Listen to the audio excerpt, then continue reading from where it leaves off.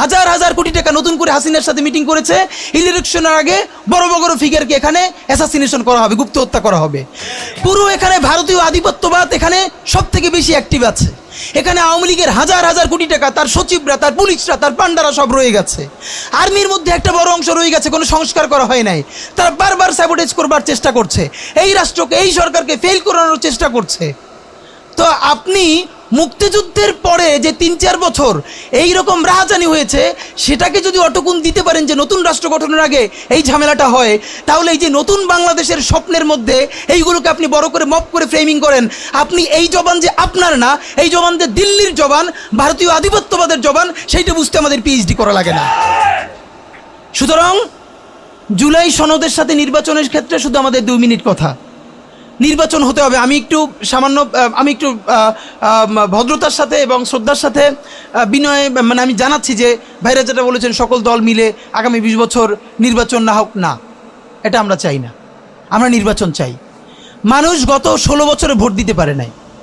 মানুষ আনন্দ নিয়া শীতের সকালে বাচ্চা কাচ্চাকে কুয়াশার মধ্যে লাইন দিয়ে দাঁড়াই থাকবে, ভোট দিবে। আমরা সেই বাংলাদেশ দেখতে চাই। আমরা নির্বাচন চাই, নির্বাচন হতেই হবে। এই নির্বাচনকে বানচাল করবার জন্য দিল্লি থেকে শুরু করে আওয়ামী লীগ হাজার হাজার কোটি টাকা নতুন করে এখানে বিনিয়োগ করছে। নির্বাচন লাগবে। তবে আমাদের প্রশ্ন হলো, সেই নির্বাচনের ম্যান্ডেট হবে কি? এখানেই আমাদের কথা। কোনো ধরনের আপোষ ছাড়াই নতুন নির্বাচন হইতে হবে জুলাই সনদের ভিত্তিতে। এইটাই আমাদের কথা। জুলাই সনদের ভিত্তিতেই নির্বাচন হতে হবে এবং জুলাই সনদের বৈধতা নির্বাচনের আগেই দিয়ে সেইটার ভিত্তিতে নতুন নির্বাচন হবে, যেই নির্বাচনের ম্যান্ডেট থাকবে নতুন সংসদে নতুন বাংলাদেশের জন্য আমাদের রাজনৈতিক দলগুলো মিলে নতুন সংসদের নতুন সংবিধান উপহার দিবে। যেই সংবিধান 72-এর বাকশালী সংবিধান, ফ্যাসিবাদী সংবিধান, যেই সংবিধানের কোনো ম্যান্ডেট ছিল না বাংলাদেশ রাষ্ট্রের সংবিধান করবার, কারণ তারা পাকিস্তান রাষ্ট্রের মধ্যে শপথ নিয়ে পাকিস্তান রাষ্ট্রের জন্য সংবিধান প্রণয়নের কথা বলেছিলেন, কিন্তু বাংলাদেশ রাষ্ট্রের কোনো ম্যান্ডেট তাদের কাছে ছিল না। তারপরে তারা সংবিধান রচনা করেছেন, এরপরেও তারা একটা সেই সংবিধানকে লেজিটিমেট করবার জন্য একটা গণভোট দেন নাই।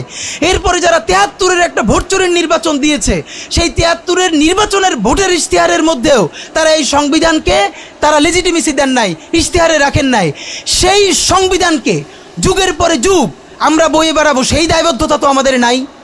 এবং সেই সংবিধান কেমন ফ্যাসিস্ট সংবিধান করা হয়েছে, যেইটার সাংবিধানিক ভিত্তি দিয়েই আপনি একটা কথা বলতে পারবেন। এই যে সবাই বলে আইনের কথা, বলেন তো পারলে একটা কথা, হাসিনা কোনটা বেআইনি কাজ করছে? না, হাসিনা একটাও বেআইনি কাজ করে নাই। সে সমস্ত হত্যা, গুম, খুন এই সংবিধানের আইনের ভিত্তিতেই করছে। সে এই সংবিধানকে ডাস্টবিন বানিয়ে তত্ত্বাবধায়ক সরকার বাতিল করেছে, যা ইচ্ছে করে তাই করেছে। এবার তো সে তো বেআইনি কিছু করে নাই, কথা তো সত্য।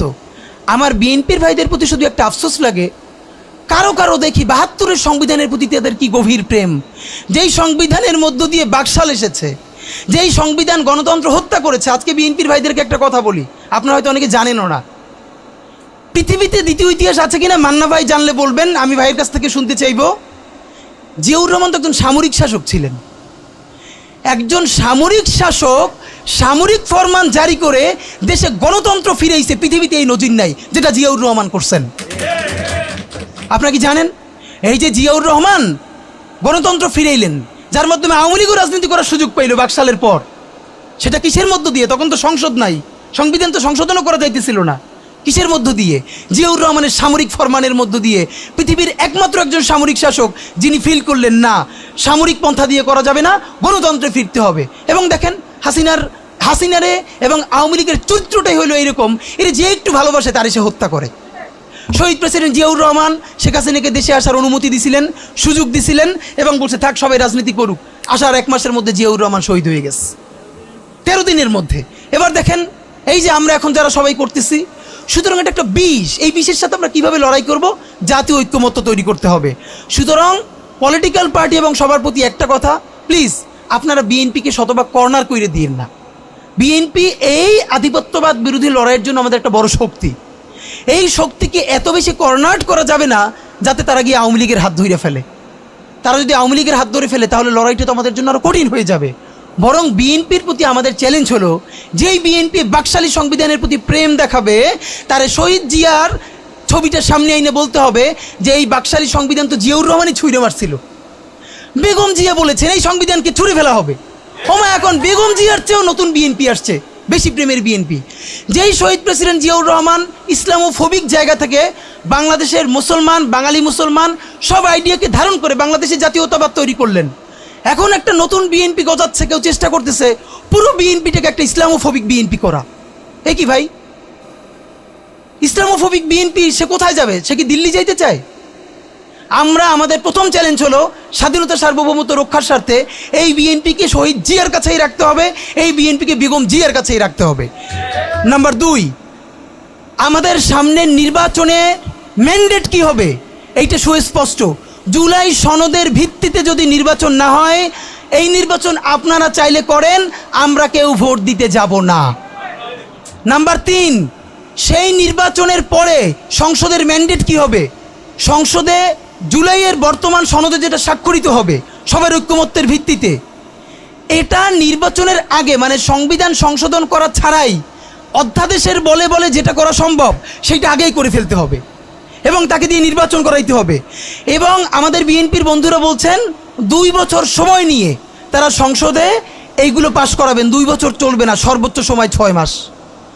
সংসদের প্রথম 6 মাসের মধ্যে জুলাই সনদের সমস্ত কথাগুলো সংবিধান ইনকর্পোরেট করতে হবে। যদি পারেন নতুন সংবিধান করতে হবে, নতুন সংবিধান করতে না পারলে এইটার মধ্যে ইনকর্পোরেট করতে হবে। রাজনৈতিক বিভাজনের ফাঁকে একমাত্র সমস্ত সুবিধা নেবে ফ্যাসিবাদ, ফ্যাসিবাদের শক্তি এবং আওয়ামী লীগ।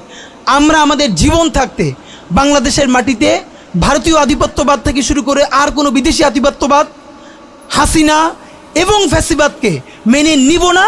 এবং আমরা যদি শহীদ হয়ে যাই, আমাদের সন্তানেরা লড়বে, তার সন্তানেরা লড়বে, কিয়ামত পর্যন্ত বাংলাদেশ নামক জমিন যতদিন বেঁচে থাকবে ততদিন পর্যন্ত আজাদির সন্তানেরা লড়াই করবেই করবে।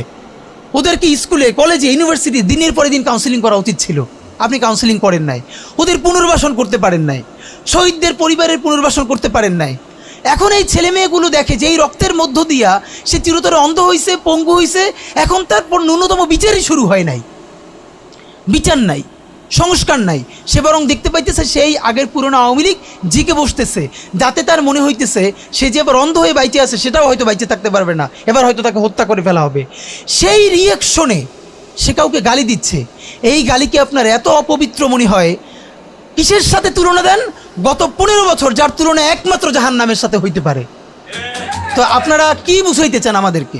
এগুলো মনে করেন আমরা বুঝি না? নাম ধরে বললে পলিটিক্যাল পার্টিগুলো বেশি প্রেশার ফিল করে। আমার বিভিন্ন টিভি থেকে ফোন করে বলে, ভাই আপনার সাথে তো অমুক দলের অথবা অমুক দলের কেউ আসতে চায় না।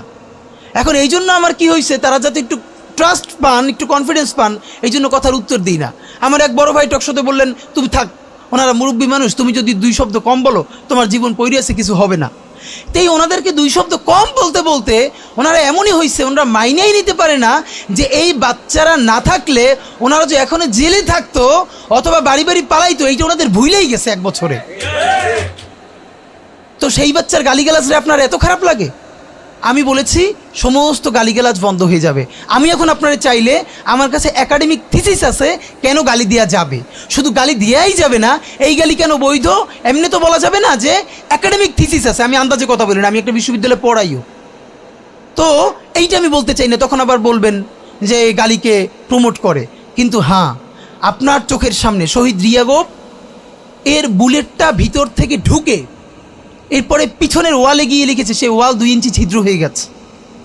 এই রাষ্ট্রের এমন কোনো লিথাল ওয়েপন আর্মির কাছে, পুলিশের কাছে, বিজেপির কাছে ছিল না যেইটা সাধারণ নাগরিকের উপরে এই হাসিনা ব্যবহার করে নাই।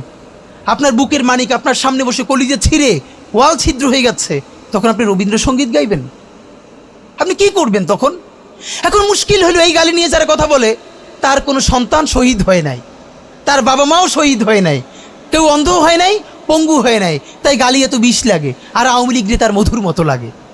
তো এখন আমি সর্বশেষ যে কথাটা বলতে চাই, আপনারা একটা মিডিয়ার ভাইয়েরা কাইন্ডলি চেষ্টা করে দেখেন। এই যে গৃহযুদ্ধটা হওয়ার কথা ছিল, হইল না, তো অশান্তি তো কিছু থাকবেই, আমরা তো রাষ্ট্র গঠন করব। এরপরও তো তুলনামূলক অনেক কম হচ্ছে। কেউ একটা মিডিয়া কেন বলতেছে না 1971-এর মহান মুক্তিযুদ্ধের পর 72 থেকে 75 বাংলাদেশে যেই পরিমাণ মব সন্ত্রাস হয়েছে, যেই পরিমাণ কেওয়াস হয়েছে, ইতিহাসে তা আর হয় নাই। তার সাথে জড়িত ছিল কারা? এই যে মুজিব বাহিনীর গুন্ডারা। আমার বাবা আমার মা বলেছে মুক্তিযুদ্ধের পরে যে অস্ত্রগুলো জমা দেয়া হয় নাই, সেই জমা না দেয়া অস্ত্র থেকে প্রত্যেকটা বাড়িতে বাড়িতে ছিনতাই রাহাজানি। আমার মায়ের আজকে এই কথাটা বলি, আমার মা বলতেছেন আমার নানা একজন সম্ভ্রান্ত আলেম, তিনি যেখানে থাকতেন মুক্তিবাহিনী এবং পাকিস্তান বাহিনী কেউই তাকে কখনো আক্রমণ করেন নাই তার সম্মানে। আমার মা খালারা বাসায় ছিলেন, তাকে পুরো এলাকাবাসী দেখিয়ে রেখেছে। বাট মুক্তিযুদ্ধের পরে আমার মা বলেছে, তখন তার বয়স 16, আমার মা আমার খালা এবং এলাকার অনেক মেয়েদেরকে যাদের চেহারা একটু ভালো ছিল তাদের গায়ে কালি মেখে তারপরে অনেক সময় মাটির নিচে বাংকার বানিয়ে বা বিভিন্ন জায়গায় রাখা হতো তাদের সম্ভ্রম রক্ষা করবার জন্য। এই মুজিব বাহিনীর গুন্ডারা সেগুলো করেছে না? এমন কোনো চিন্তা নেই। ব্যারিস্টার ফুয়াদ ভাই সেদিনকে বলেছেন তার বাবা সে অসংখ্য সালিশ করেছে তাদের এলাকায় যে এই গুন্ডাগুলো মুক্তিযুদ্ধের পর বিভিন্ন জায়গায় ছিনতাই করতো, তারপরে এলাকাবাসী আইনে গাছের সাথে বাইধে রাখতো, এরপর এলাকার মুরব্বীরা আবার সব উদ্ধার কইরা মানুষের কাছে কাছে দিয়ে আসতো। হওয়ারই কথা ছিল একটা নতুন রাষ্ট্র, আইনশৃঙ্খলা বাহিনী প্রতিষ্ঠিত হয় নাই, প্রচণ্ড কেওয়াজ হবে, তারপরে নতুন রাষ্ট্র গঠন করতে হবে, আইনশৃঙ্খলা বাহিনী ঠিক করতে হবে, স্বাভাবিক তো। তাহলে মুক্তিযুদ্ধের পরের কেওয়াজ যদি আপনার কাছে মব না হয়, তাহলে এরকম তুমুল গণহত্যার পরে যখন গৃহযুদ্ধ হয়ে যাওয়ার কথা সেইটা হয় নাই, বরং এখনও এখানে এস আলম